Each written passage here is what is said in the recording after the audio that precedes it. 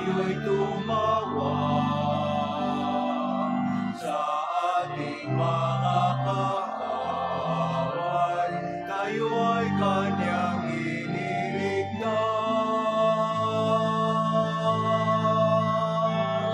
Purihin ang Panginoon,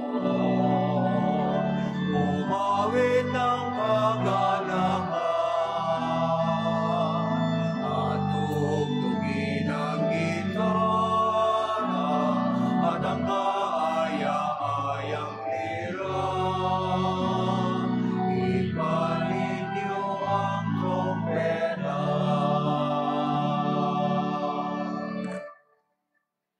We gather in the name of the Father, and of the Son, and of the Holy Spirit. Amen. The Lord be with you. And with your spirit. My dear sisters and brothers, let us prepare ourselves for this Holy Mass by admitting that we are all sinners and ask God's pardon and mercy.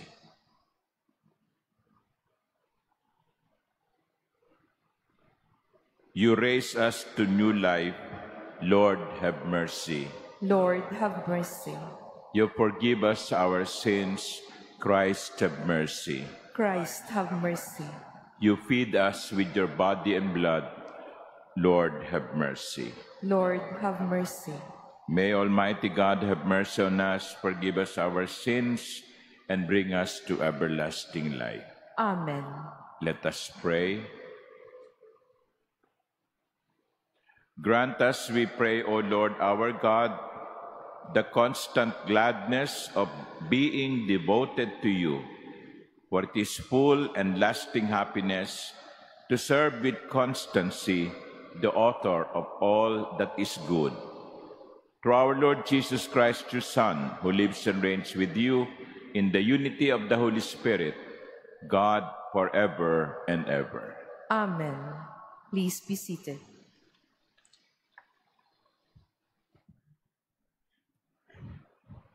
A reading from the first book of Maccabees. The officers of the king in charge of enforcing the apostasy came to the city of Modin to organize the sacrifices.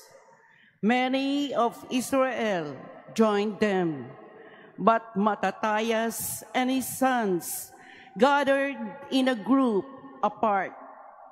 Then the officers of the king addressed Mattathias. You are a leader, an honorable and great man in this city, supported by sons and king.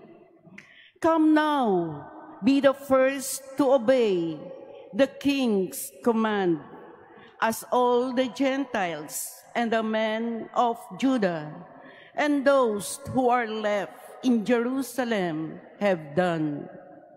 Then you and your sons shall be numbered among the king's friends, and shall be enriched with silver and gold and many gifts. But Mattathias answered in a loud voice, although all the Gentiles in the king's realm obey him, so that each forsakes the religion of his fathers and consent to the king's orders, yet I and my sons and my kin will keep to the covenant of our fathers. God forbid that we should forsake the law and the commandments. We will not obey the words of the king, nor depart from our religion in the slightest degree. As he finished saying these words, a certain Jew came forward in the sight of all to offer sacrifice on the altar in Modin, according to the king's order. When Mattathias saw him, he was filled with zeal. His heart was moved, and his just fury was aroused. He sprang forward and killed him upon the altar. At the same time, he also killed the messenger of the king, who was forcing them to sacrifice, and he tore down the altar. Thus he showed his zeal for the law, just as Phinehas did with Zimri, son of Salu. Then Mattathias went through the city shouting, "Let everyone who is zealous for the law and who stands by the covenant follow after me."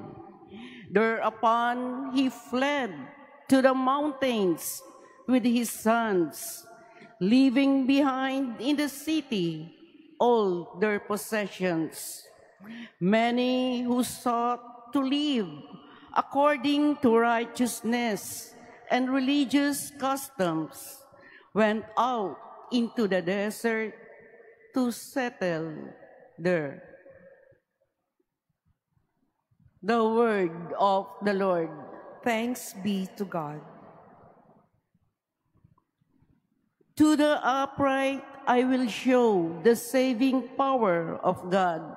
To the upright I will show the saving power of God. God the Lord has spoken and summoned the earth. From the rising of the sun to its setting, from Zion, perfect in beauty, God shines forth. To the upright I will show the saving power of God. Gather my faithful ones before me, those who have made a covenant with me by sacrifice, and the heavens proclaim his justice, for God himself is the judge. To the upright I will show the saving power of God. Offer to God praise as your sacrifice, and fulfill your vows to the Most High. Then call upon me in time of distress.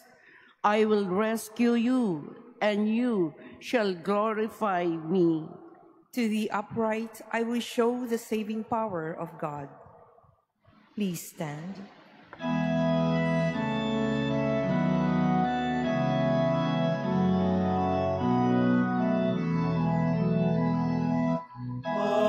Hallelujah, hallelujah, hallelujah. Hallelujah, hallelujah, hallelujah. Hallelujah.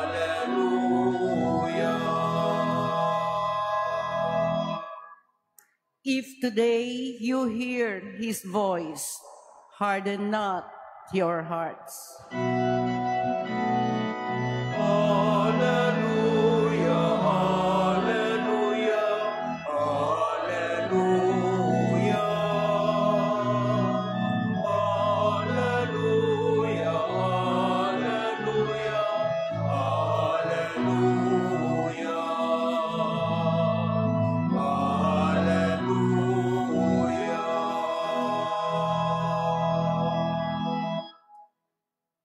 The Lord be with you. And with your spirit. A reading from the Holy Gospel according to Luke. Glory to you, O Lord. As Jesus drew near Jerusalem, he saw the city and wept over it, saying, "If this day you only knew what makes for peace, but now it is hidden from your eyes. For the days are coming upon you when your enemies will raise a palisade against you, and they will encircle you and hem you in on all sides. They will smash you to the ground, and your children within you, and they will not leave one stone upon another within you, because you did not recognize the time of your visitation. The Gospel of the Lord. Praise to you, Lord Jesus Christ. Please be seated. Good morning to everyone, and let us welcome to our midst our friends from St. Jerome Emiliani Institute Incorporated from Cavite. So, taga saan yung asan yung mga yon? Taas ang kamay. Okay, so welcome. Palakpakan natin sila. I think last week also you have schoolmates who were here or some other days ago. So, Jesus in the Gospel was described as weeping. He saw the city of Jerusalem and he wept. He wept. There are several reasons why people weep. Our tears have different explanations. Some people weep or they have tears because of joy. So that's what you call tears of joy. Nakapasa ka sa bar, nakapasa ka sa board, ikaw ang na-declare na valedictorian, naiyak ka, yun ay luha ng kagalakan, tears of joy. Tumama ka sa loto, okay, milyon, tuwan-tuwa ka, at sa iyong kagalakan, naluha ka. Tears of joy. It is also possible that we weep because we grieve. Yung luha natin ay bunga ng kalungkutan. Namatay ang isang mahal sa buhay, nasunog ang bahay, naiyak ka, and those are not tears of joy. They are tears of grief. Sa labis na kalungkutan, ikaw ay naiyak. But there can also be tears of powerlessness. Naiyak ka kasi wala kang magawa. Powerlessness. I think the reason why Jesus wept was not because of joy. He was not happy that Jerusalem is going down the drain. I don't think it was simply tears of grief. Hindi lamang kalungkutan. I guess it is tears of powerlessness. Ano yung ibig kong sabihin? Si Jesus walang magawa. Sa kabila ng kanyang kapangyarihan, nakakapagpagaling siya ng may sakit, nakakabuhay siya ng patay, pero sa sandaling iyon, wala siyang magawa. Bakit? Why was Jesus powerless? Because Jesus respected the freedom of Jerusalem. Jerusalem was invited to go this way. Jerusalem chose to go that way. And Jesus could not prevent that because he respected the freedom of Jerusalem. Siguro ganun din ang nararamdaman ng Diyos sa atin. Pag sinasabi ng Diyos sa atin, ito ang dapat mong gawin, ito ang dapat mong sundan, dito ka dapat tumahak. Pero pinipili natin yung sarili nating gusto. Walang magawa ang Diyos sapagkat ginagalang niya ang ating kalayaan. Tulad din niya ng mga magulang. Kumisan kayong mga bata, ang tigas-tigas ng ulo nyo. Sasabihin sa inyo ng nanay nyo, wag kang gagawa nito, wag kang pupunta doon. Pero ginagawa nyo pa rin ang gusto nyo. Naiiyak na lang ang nanay nyo dahil ang tigas ng ulo nyo. Ganon siguro ang Diyos. And that is why we have to understand what is happening to us, not simply as punishment, but as fruit of our choices. Kasi kung minsan, sinisisi natin ng Diyos bakit ako nagkaganito? Bakit ako nagkaganoon? Bakit ganito ang nangyari sa akin? Katulad ng mangyayari sa Jerusalem.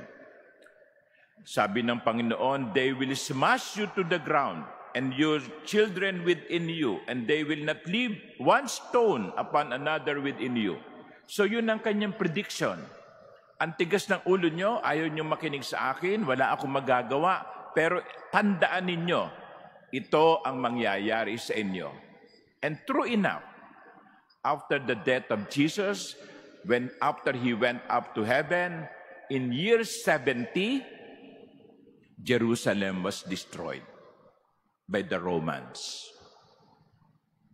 Ngayon, sino may kasalanan? Diyos? Hindi. Sila ang gumawa ng desisyon Sila ang gumawa ng pagpili. Kaya kumisan, hindi natin dapat sisihin ng Panginoon sa mga nangyayari sa atin. Tayo ang pumipili. Tayo ang nagpapasya. Tayo ang gumagawa. Tayo ang sumusuway. Right now, my face is lit because I am facing the light. Pag ako'y tumalikod, siyempre madidiliman ang mukha ko. Pero hindi ko pwedeng sisihin yung ilaw. Kaya dumilim ang mukha ko dahil tumalikod ako sa ilaw. Ganun din. Kaya lagi natin tatandaan, lahat ng ating pasya, lahat ng ating desisyon, meron niyang katapat na consequence. Every decision that we make will always have consequences, whether good or bad. Kaya itong ebanghelyo natin, isang paalaala na dapat maging maingat tayo sa pagpili. Kasi kung minsan sasabihin ng Diyos, ito na ang gawin mo, ito na ang piliin mo, ito na ang iboto mo. Yan. Pero hindi. Pinagpipilitan natin yung gusto natin. So ngayon, we are suffering because of the failed choices that we make. To reject God is to reject happiness. It is not a punishment. It is the result of our wrong choices. Kaya mga bata, pag kayo ay sinasabihan ng inyong mga teacher, ng inyong mga magulang, ito ang dapat ninyong gawin, ito ang mabuti, makinig kayo. Huwag matigas ang ulo. Huwag kayong maging katulad ng Jerusalem, matigas ang ulo. At dahil doon, napahamak sila. Napahamak. Lagi nating tandaan yung sinasabi ng mga matatanda, laging nasa huli ang pagsisisi. Kaya para wag magsisi, matutong makinig. Amen.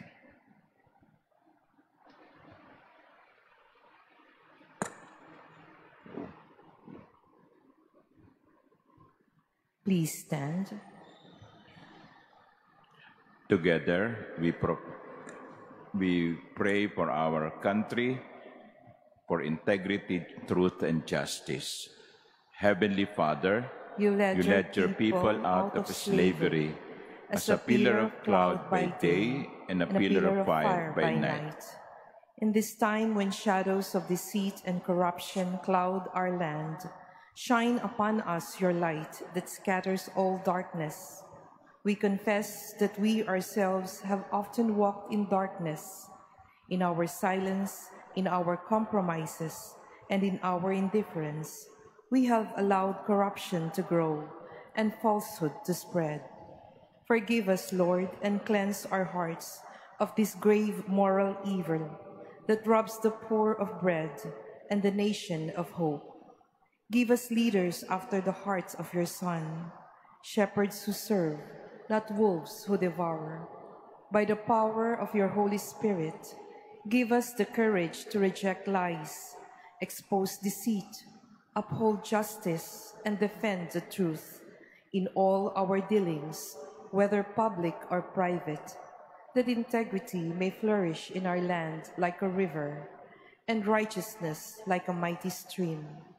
O God of justice and mercy, make our nation a vineyard that bears good fruit, not poisoned by greed, manipulation, and selfishness, but nourished by honesty, compassion, and love. We ask this through Christ our Lord.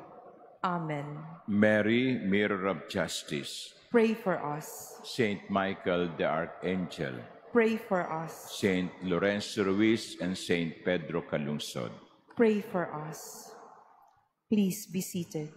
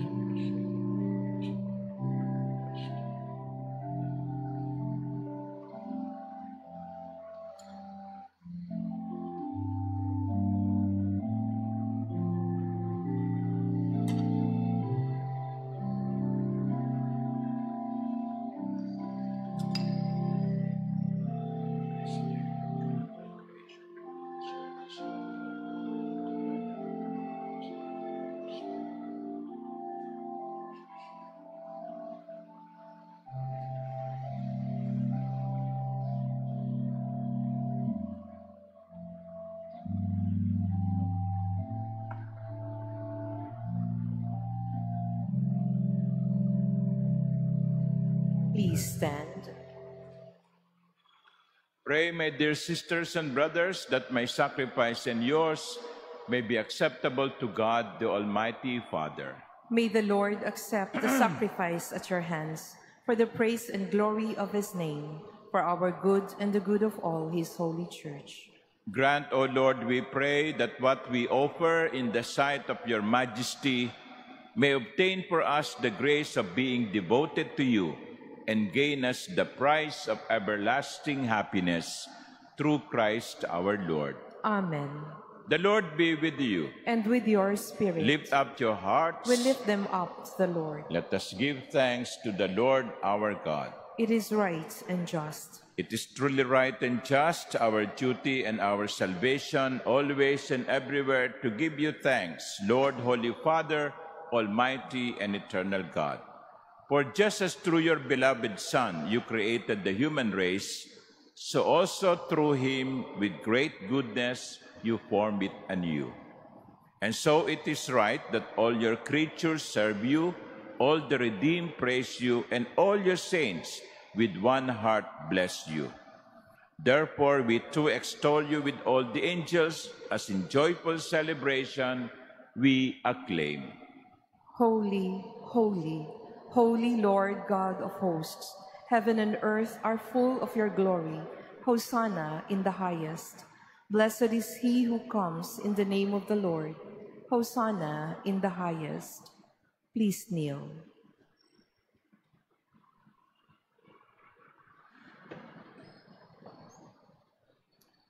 You are indeed holy, O Lord, the fount of all holiness. Make holy, therefore, these gifts, we pray, by sending down your Spirit upon them like the dewfall, so that they may become for us the body and blood of our Lord Jesus Christ. At the time he was betrayed and entered willingly into his passion, he took bread, and giving thanks, broke it, and gave it to his disciples, saying, Take this, all of you, and eat of it, for this is my body, which will be given up for you.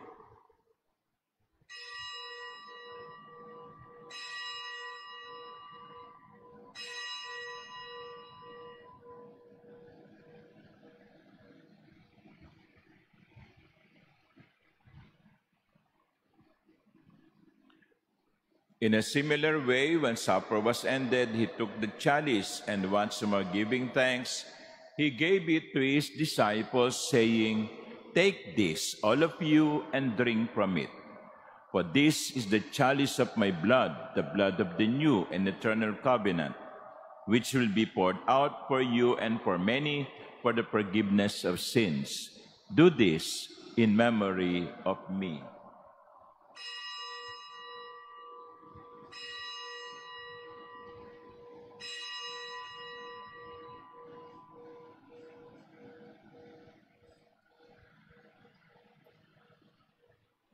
Please stand. The mystery of faith. We proclaim your death, O Lord, and profess your resurrection until you come again. Therefore, as we celebrate the memorial of his death and resurrection, we offer you, Lord, the bread of life and the chalice of salvation, giving thanks that you have held us worthy to be in your presence and minister to you. Humbly we pray that partaking of the body and blood of Christ, we may be gathered into one by the Holy Spirit.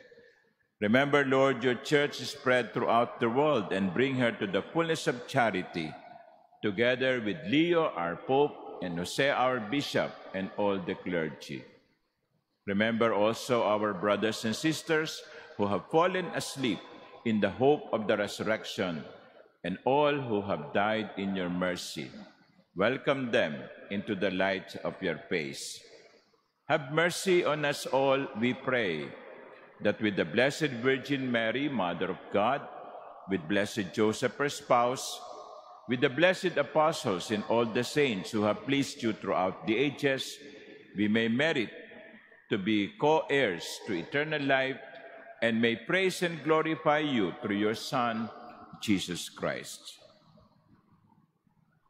Through him, and with him, and in him, O God, Almighty Father, in the unity of the Holy Spirit, all glory and honor is yours forever and ever. Amen.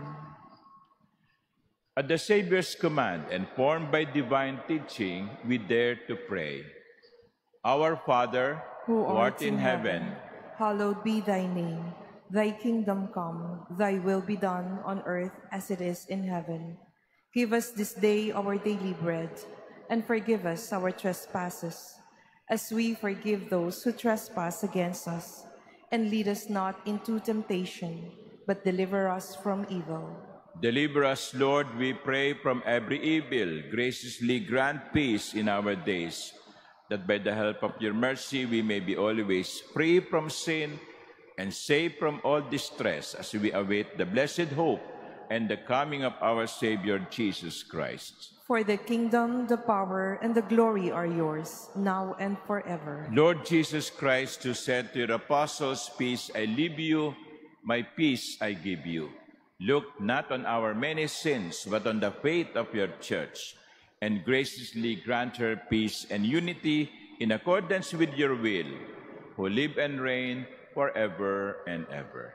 Amen. The peace of the Lord be with you always. And with your spirit. Let us offer each other the sign of peace.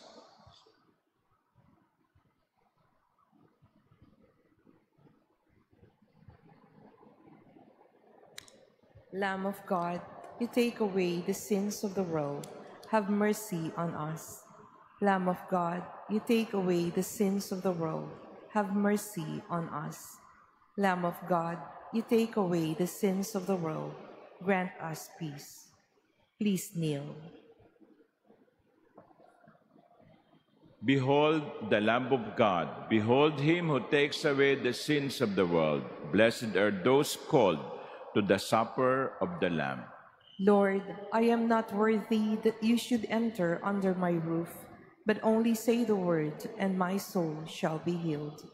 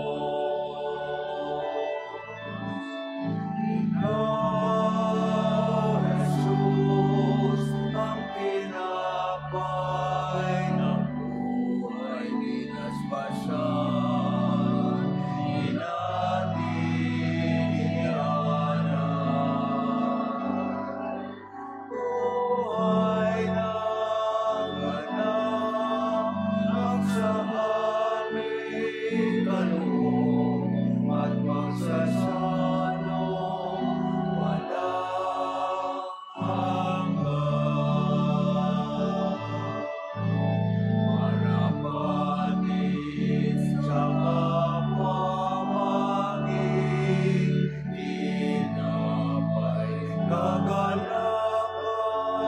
sa nalulumbay,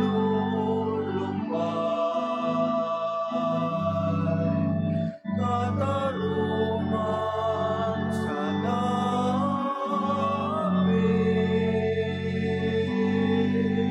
at kanlungan ang bayan mo sa uwing. Ikaw, Jesus, ang tinapay, mo'y pinaspasan, di natin inialay. Ay naganap ang sa aming kaloob at pagsasalong walang hanggan.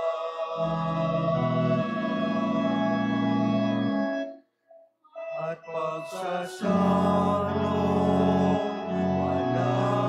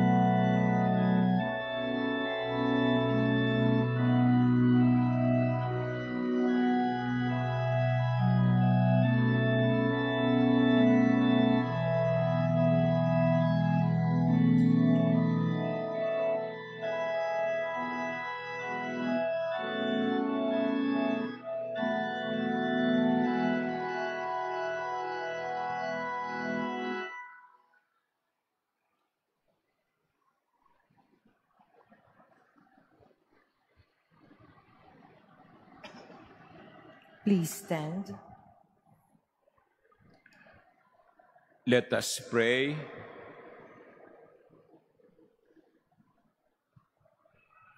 We have partaken of the gifts of this sacred mystery, humbly imploring, O Lord, that what your Son commanded us to do in memory of him may bring us growth in charity through Christ our Lord. Amen.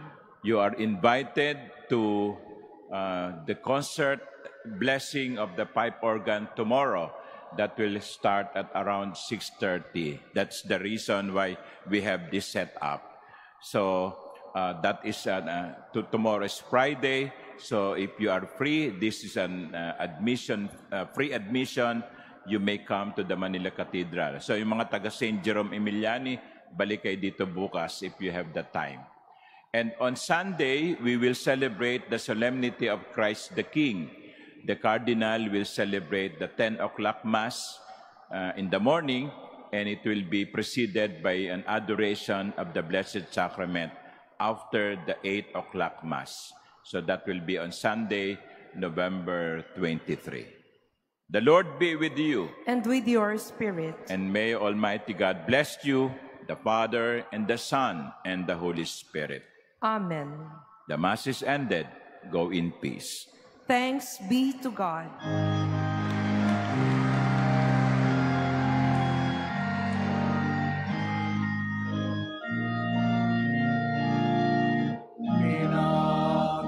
Pinapanangili ka, ibinabling walang sala, pusong dalisay dakila.